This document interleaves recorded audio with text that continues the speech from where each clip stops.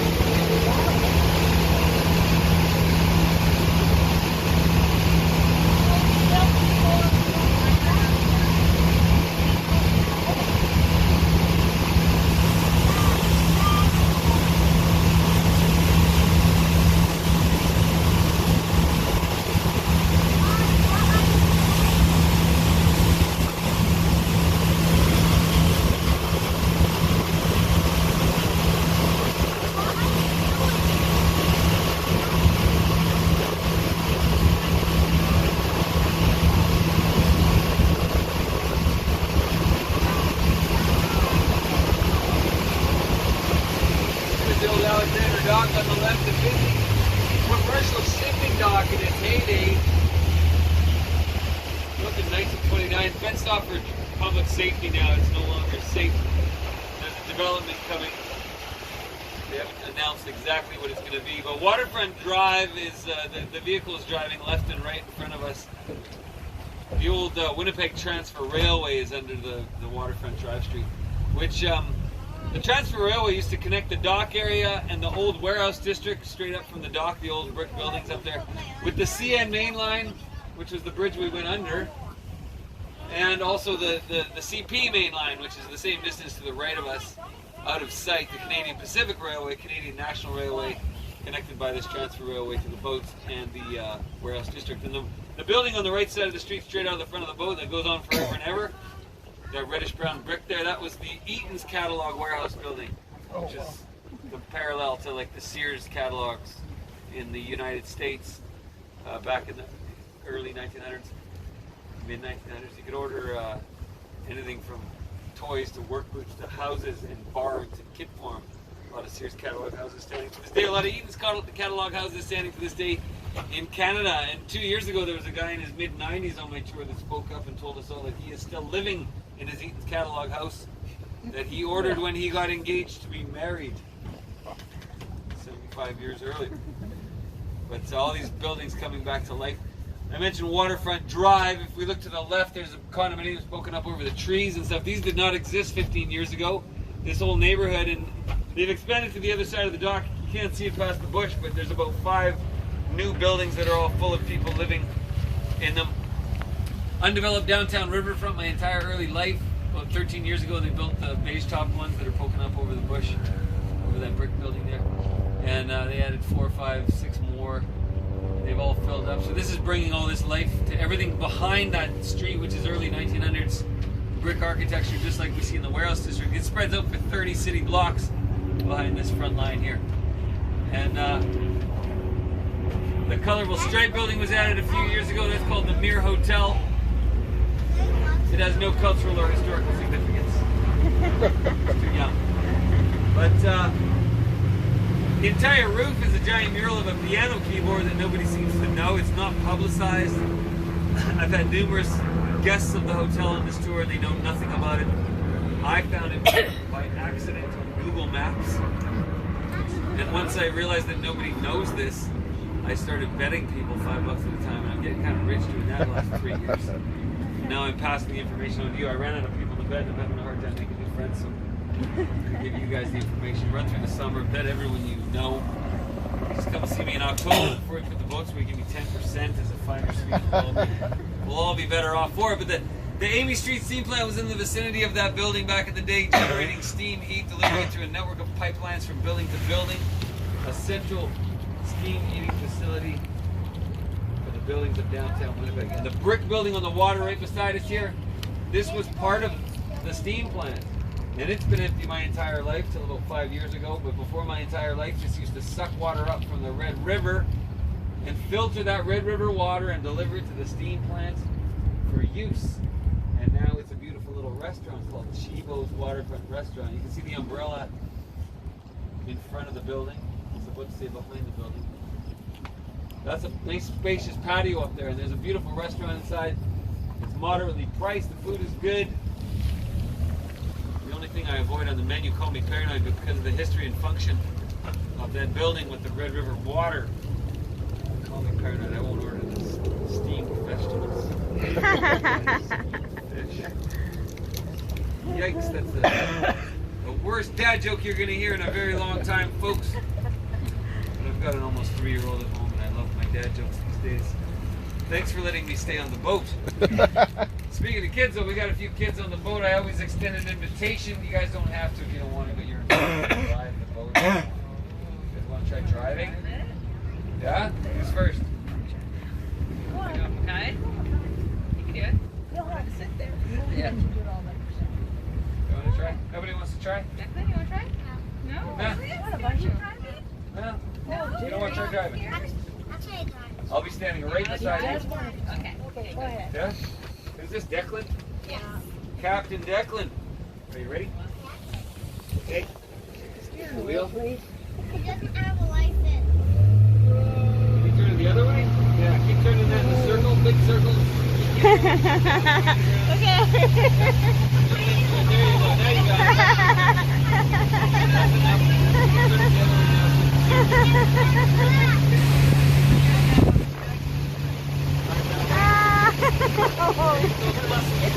How about it for Captain Declan? Good work. Did anybody change their mind? Who's this? Mackay? Try. Captain Mackay. Yeah, he's your brother. I'm going to turn a little bit to the left, yeah. Straighten it out. Bridge. Not hit the post. What? Oh, we never hit the post.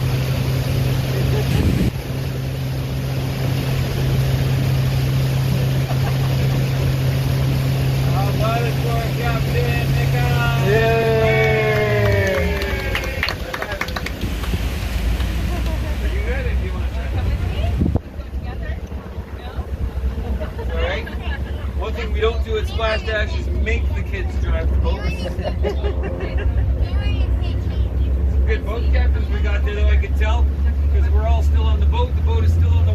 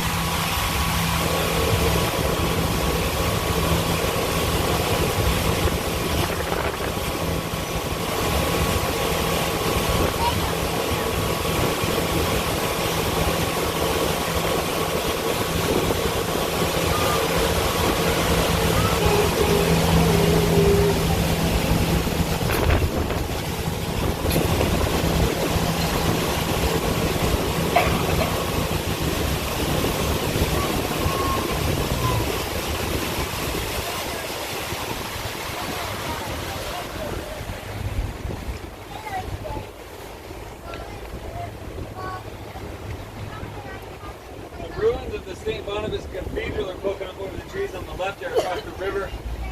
Unfortunately, this building was destroyed by fire July 22nd of 1968 when they were trying to repair the roof, and the roof caught fire and ended up destroying the whole building.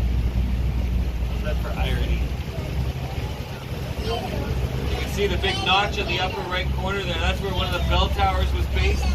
Massive bell towers caught fire after it spread through the tar in the roof. The bell towers collapsed back in on the roof. The whole roof caved in. That big empty circle in the middle was a stained glass rose window that got destroyed. All in the middle of the day in front of the whole city. So many witnesses. We still get them on these tours from time to time, speaking up and describing what they saw. But you can wander all around the ruins there. They're open to the public. Beautiful for photographs. Make a great backdrop. There's actually a church built within the ruins in the early 70s. It's quite beautiful on the inside. And Louis Riel's actual grave is adjacent to the cathedral. For the full story of Louis Riel, other than my little 2-minute synopsis, there's a Canadian flag flying across the street, straight out the front of the boat. Behind the trees, you can see that flag flopping around there. That is the St. Boniface Museum, that long white building with the green shutters. And that is a fantastic little museum. It was the residency of the Grey Nuns of Montreal, who they moved in there in the early 1800s. That's the oldest building in Winnipeg, and they started treating sick people in that building until someone got the great idea to make a separate building for that. So they built a 4-bed log cabin on the outer bend of the river in front of us. There's a little model of it in there actually still to this day. That cluster of buildings is the St. Boniface Hospital, the oldest hospital in Western Canada, founded by the Grey Nuns of Montreal.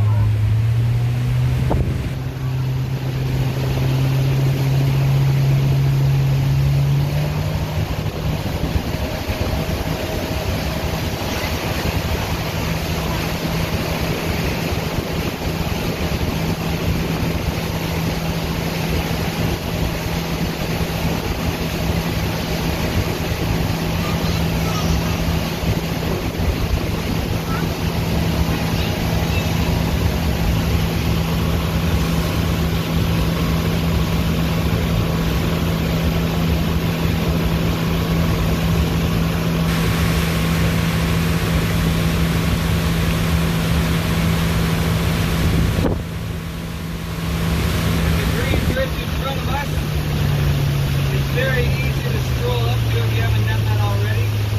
Built in 1913 as a lift bridge for trains. A big concrete counterweight on the upper right. This one replaced the wooden bridge from 1888 that brought the first train over the Assiniboine. I'll get you to check out the gear mechanism in the upper right corner as we pass underneath. Those gears look brand new to this day. Rumor has it they never ever needed to lift this bridge once it was finished. 1913 or 1914, whatever it was. But we're glad they built it. It makes such a good footbridge. Look at the people up there in the top right. Their faces can barely contain their joy. This is what happens when you go up there, folks. But thank you all so much for joining Splash Dash Boat Tours. On a little bit brisk day in Winnipeg. One more time for the guest boat captains, Captain Declan, Captain McGuy.